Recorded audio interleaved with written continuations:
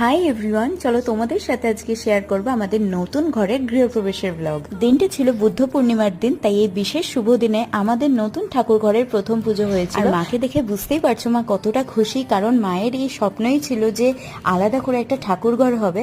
তো সেটা ফাইনালি পুজোর দিন ভেবেছিলাম একটা নতুন শাড়ি পরবো, কিন্তু মায়ের কথা শুনে যেটা বুঝলাম আমাকে সেদিন প্রচুর কাজ করতে হবে, তাই আর শাড়ি সামলানোর ঝামেলা ছেড়ে একেবারে নতুন কুর্তিটাই পরে নিলাম। বাপি আর রনো এসেছিল আমাদের নতুন ঘরে, তাই বাবা ঘুরে ঘুরে দেখাচ্ছিল একটু। আর এই যে ওয়াল পেন্টিংটা, এটা কিন্তু তোমরা সবাই দেখেছো, এটা যে আমি করেছি সেটা বাপি কিছুতেই বিশ্বাস করছিল না। পুজো শেষ হয়ে যাওয়ার পর আমি গেছিলাম একটু রান্নাঘরে, আর গিয়ে তো দেখি কাকা বাবা মিলে প্রায় অনেক রান্নাই করে ফেলেছে।